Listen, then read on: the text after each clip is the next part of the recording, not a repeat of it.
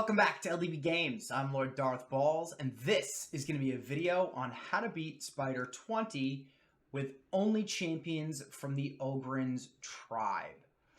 You can see here I've done 9 already. We're going to do my final one together. So let's take a look at the team.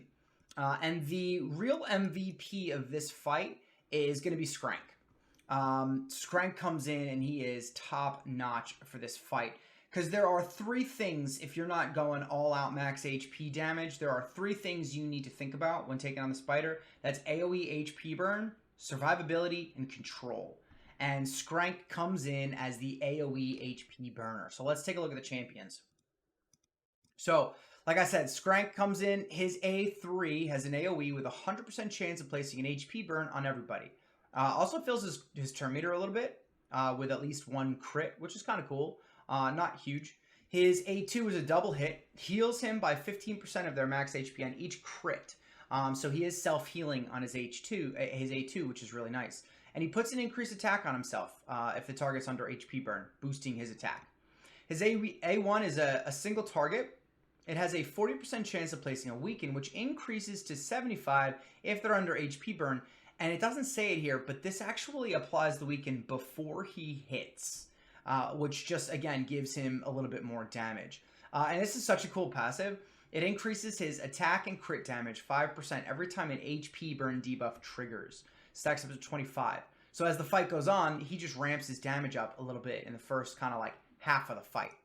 I did a few of his masteries. I just did the crit rate and crit damage to bridge the gap with the gear. And I took a little bit of accuracy as well. You don't really need it, but you do need to have him booked. At least the A3 needs to be booked. Because you really need to have 2 rounds of double HP burns on all the spiderlings. So he's got enough accuracy to do the job. Sweet spot's like 250, so I've got a little bit more than I need. Got him with 100% crit to take advantage of a couple pieces of his kit.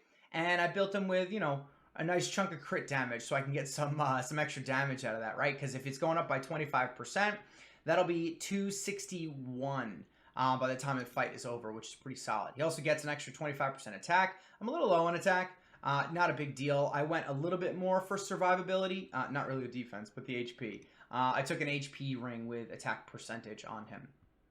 I'm also bringing in Bellower. Now, Bellower is here for the control. Control of the spiderlings, to be specific, right? You see I have him built in a stun set, and all of his skills are AoEs. Say 1 is... This doesn't come into play.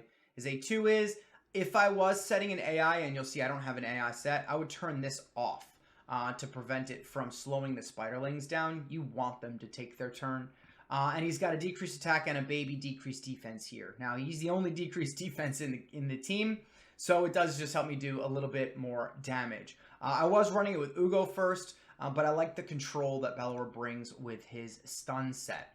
I do have him built with 100% crit, so we can do some damage too, and a nice little chunk of crit damage. You need to be careful bringing in multiple AoE damage dealers, though. You don't want your champions to take down the spiderlings before they've triggered the HP burn.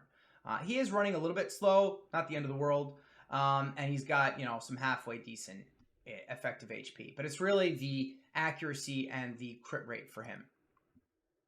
I bring Grush in here, and Grush is a free champion. Grush is a top-tier free champion. He's got a leech on his A1 to help Skrank especially stay topped up on his health.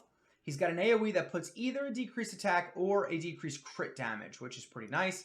And he's got an AoE that throws heals up to try to keep my team topped up on health just that much more. He's in a mishmash of stuff here. Little speed, little defense, couple broken set.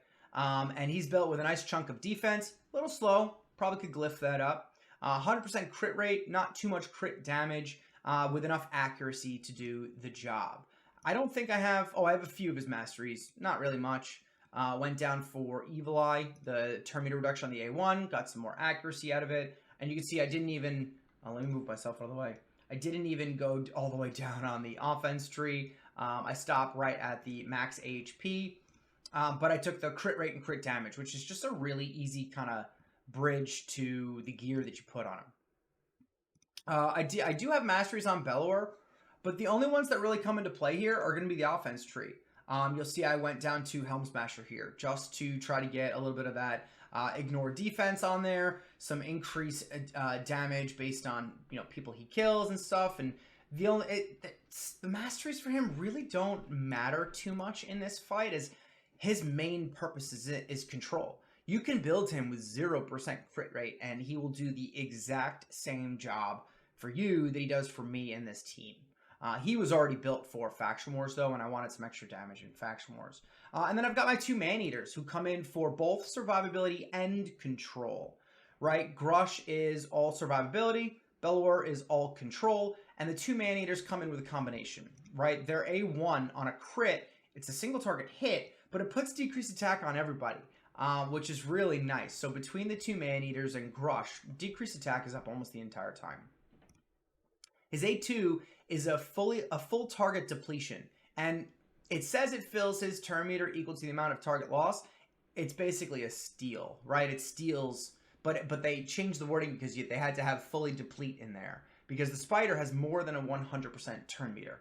So even if the spider is that close to getting her turn that she's at, near the max, which I don't know the exact numbers, but I think it's like 150. I'm not sure.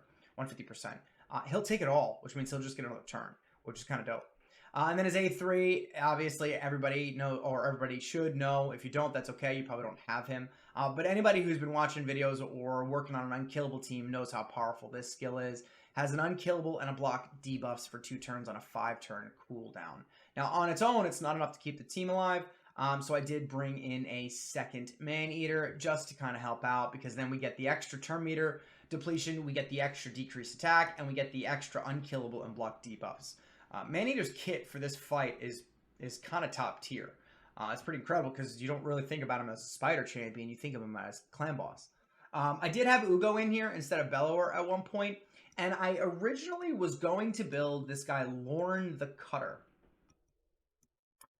Where is he? I was just getting him to 50 when I was like, well, I have 2 Maneaters built. Why? Because he has a single target that has a 100% chance when booked of decreasing the turn meter by 100%, which is a pretty legit ability. It is on a 4-turn versus Maneater's 3-turn, and Maneater steals it, which means he gets it back faster. So he's definitely a better choice for this. However, if you only have one, Lorn could come in and kind of bridge the gap for the control of the main spider. He also has an AoE leech, which is nice, extra healing. The heal reduction, in case the spider does get her turn, every now and then she'll get 1 turn. And then he's got a little self-heal on his A1 too. Pretty solid champion overall. I was planning on building him. But anyway, no need, right? So let's run this through. You'll notice I don't have an AI set up. If you wanted to improve the speed of this run, I think an AI would be helpful.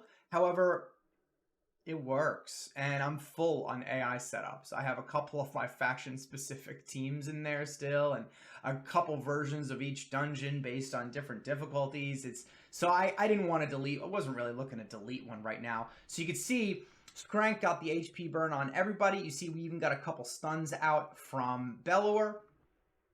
Decreased attack, decreased crit damage is up almost all across the board. A couple not bad hits there on his A2. And he's about to use his A1, which is where the weaken comes on before the attack, which is pretty awesome if you ask me. Ooh, he didn't proc it. Okay. Damn, here I am talking about it. He didn't proc it. So you see, we got through the first wave of spiderlings, and we've gotten down about half health of the main spider. Now, hopefully A2. Yep, A2's coming in here. Beautiful. Stops the spider from getting her turn and healing up. We should get an AoE HP burn popping out right now. Beautiful. That's all 10 spiders now have HP burn. And at this point, it's just a matter of time. You don't even need any more unkillables or anything. It doesn't even matter if Skrank dies. Because at this point, there's enough HP burns on the field to take down the spider. The only other variable is the turn meter, which is why the 2 Maneaters and their A2 are so valuable in this fight, and why Lorn the Cutter could be a nice stand-in if you only have 1 Maneater. Obviously, a Void Epic is not too easy to find and come by. But there it is, about 1.5 minutes, runs 1:20 to about 2 minutes, depending on RNG. And you can see Skrank coming in here with the lion's share of the damage. My other, can I get out of the way? My other Maneater's coming in with not too much damage. But again, it is all about Skrank. So that's it, guys. I'm gonna go collect my clan gold. Maybe I'll be able to buy something in the clan shop. And I hope this helps someone out there who's taken on this clan quest as well. I'm Lord Darth Balls. I'll catch you on the next video. Enjoy your raid.